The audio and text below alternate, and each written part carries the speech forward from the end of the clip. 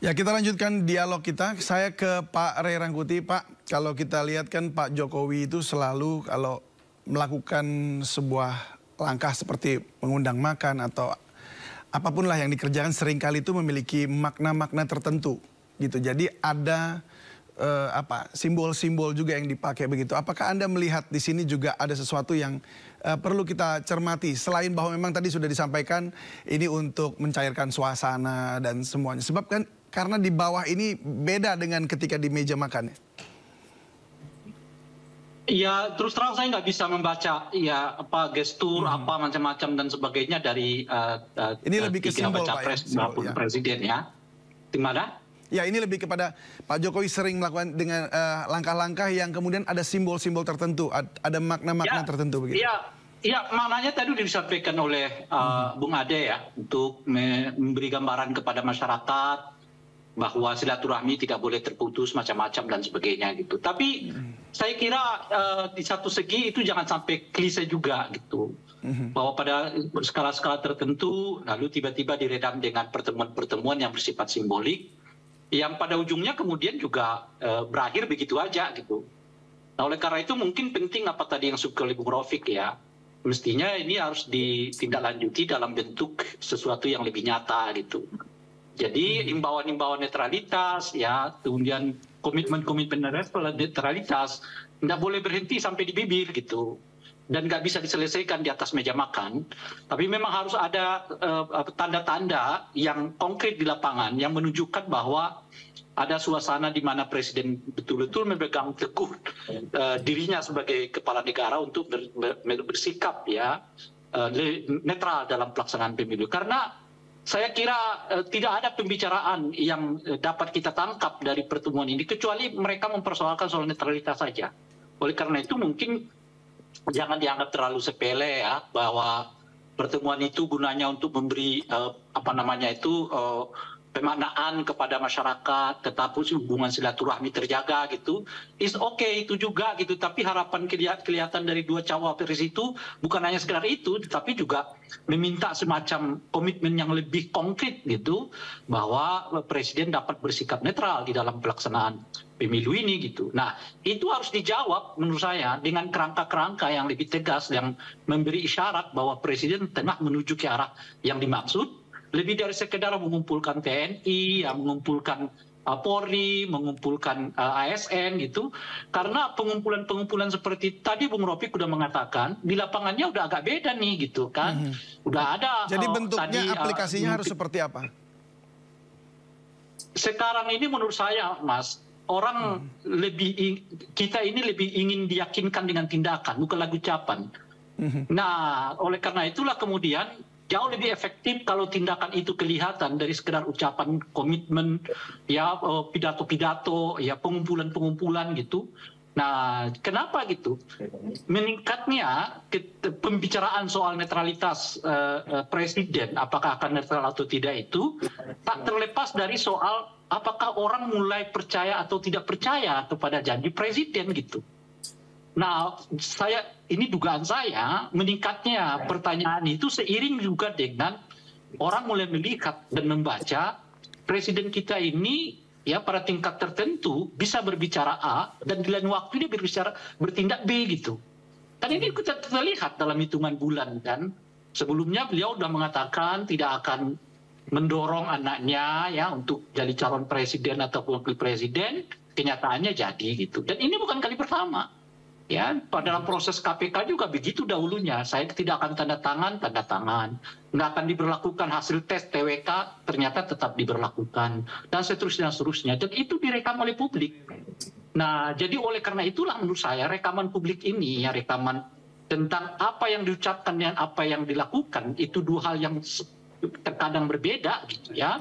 Yang menambah bobot dari rasa pertanyaan soal apakah mungkin presiden netral atau tidak, apalagi ditambah dengan kenyataan ya misalnya proses ya bagaimana di MK begitu menimbulkan kontroversi gitu ya, lalu tiba-tiba muncul video yang memperlihatkan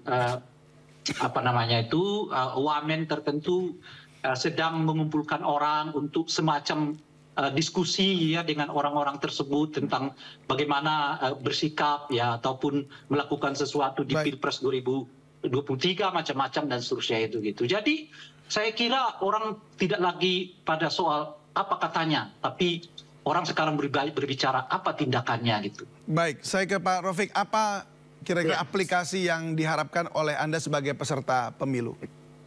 Ya, sama seperti Bung Rai. Jadi bahwa pertemuan ini adalah bagian dari sinyalemen atas segala isu yang panas akhir-akhir ini.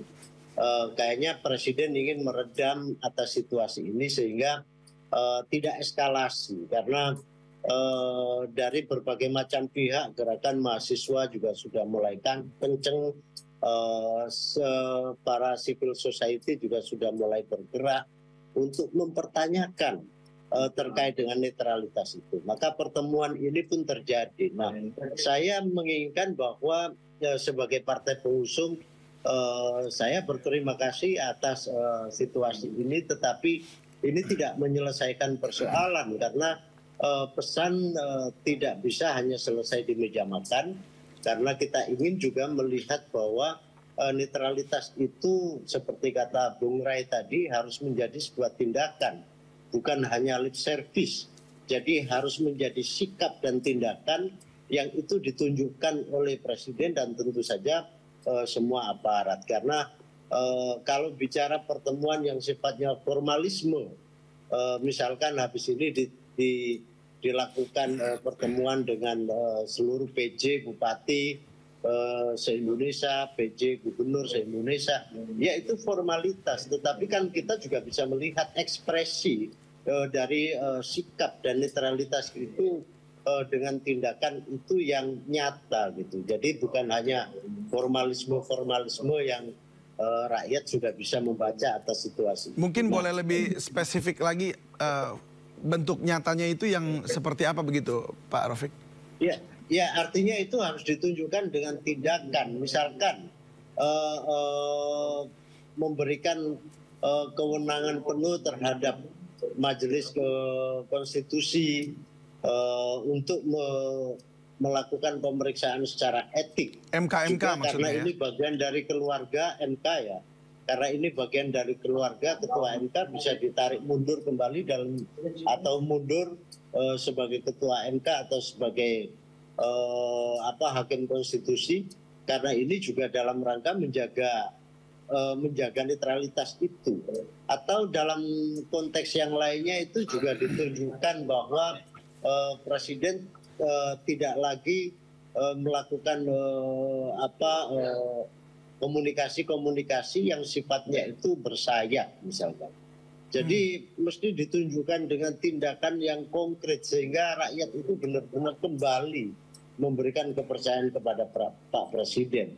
Kita yakin jika apa yang sudah dibangun selama ini oleh Pak Jokowi yang mendatangkan sebuah kecintaan besar dari rakyat itu, kita juga tidak ingin runtuh begitu saja atas sikap-sikap beliau. Jadi kita semua sayang, maka kita ingin beliau benar-benar bisa husnul khotimah, menjaga netralitas dan benar-benar memerintahkan terhadap semua perangkat negara ini untuk bekerja secara profesional.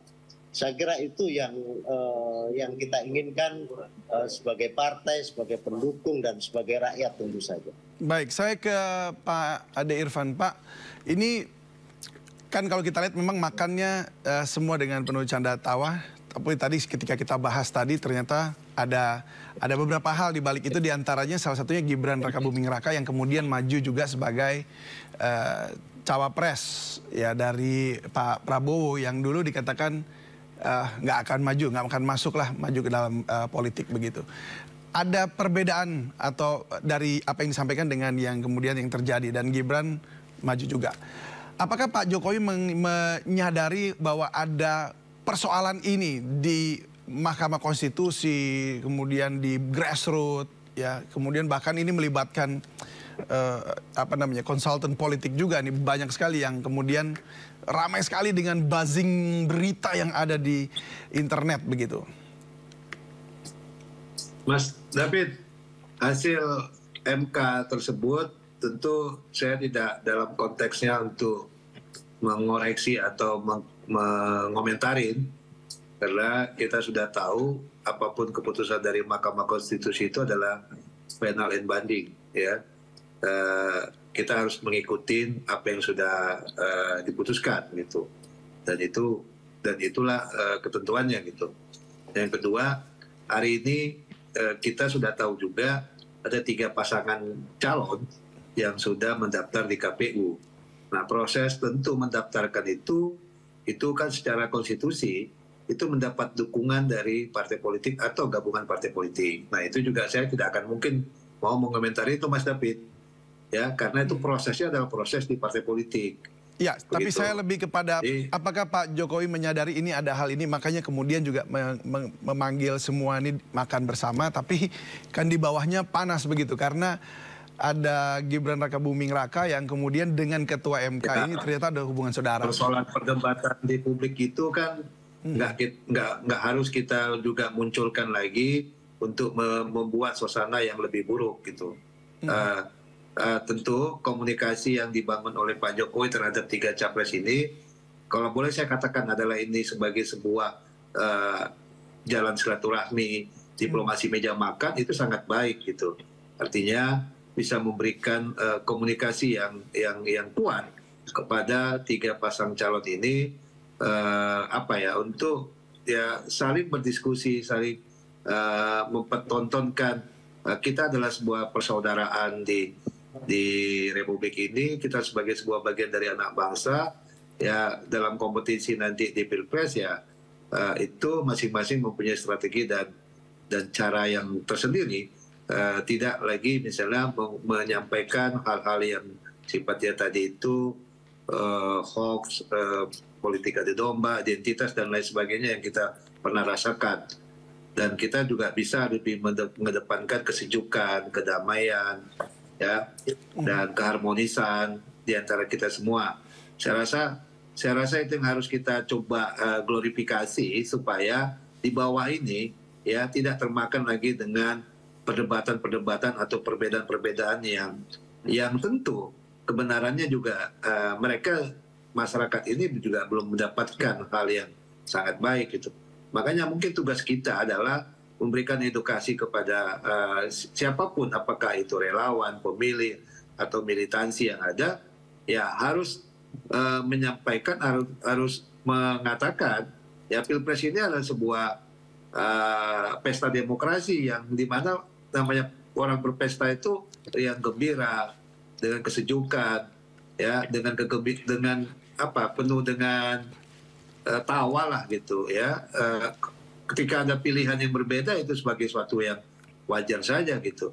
Saya menginginkan hal-hal yang seperti ini ya harus kita lakukan. Saya tidak menginginkan tuh sama seperti terjadi di 2019 yang lalu. Belum apa-apa kita sudah dihadapkan dengan isu-isu yang luar biasa pada saat itu. Ya, sangat tidak baik itu kalau itu terulang lagi pada hari ini. Makanya mari kita semua sama-sama mengedepankan saling menjaga supaya dalam waktu nanti masa kampanye ini ada berapa bulan ini?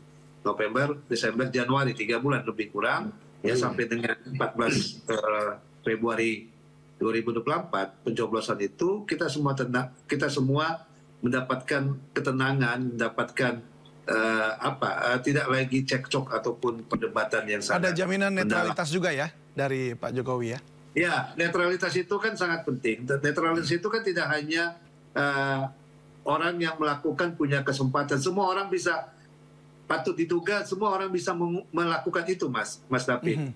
Jadi tidak misalnya harus disudutkan pada pasangan calon si A, si B, si C. Makanya mari kita sama-sama mengawal ini gitu. Ada instrumen yang oleh undang-undang diberikan kewenangannya, yaitu Bawaslu dan atau lembaga-lembaga pengawas lainnya yang mari kita sama-sama untuk mengawal ini apakah ASN TNI Polri itu melihat pertarungan atau kompetisi Pilpres ini dengan netral atau tidak gitu. Ya.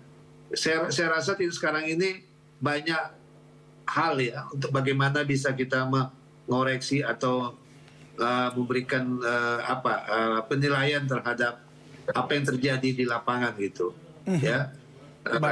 Dengan media sosial sekarang ini, dengan alat komunikasi kan sudah bisa lebih cepat kita bisa mengetahui apa yang terjadi di lapangan itu. Nah, yang itulah yang harus kita berikan pemahaman, edukasi kepada masyarakat. Kalau ada yang tidak netral, ya laporkan saja kepada mereka yang telah diberikan kewenangan untuk mengawal atau mengawasi jalannya pesta demokrasi ini, gitu. Baik, ya kita berharap semua melakukan tugasnya masing-masing dan juga ada dalam ranah yang memang seharusnya begitu ya, tidak saling overlapping dan juga mempengaruhi satu dengan yang lain. Tetapi ini yang kita harapkan, bahwa pemilu kita juga pemilu yang damai seperti yang terjadi di meja makan ini. Baik, terima kasih Bapak-bapak, Pak Ray Rangkuti, terima kasih Pak Ahmad Rafiq, terima kasih Pak Ade Irfan Pulungan, terima kasih banyak dan salam sehat selalu. Bang Irwan, Sehat selalu sukses. semuanya. Ya.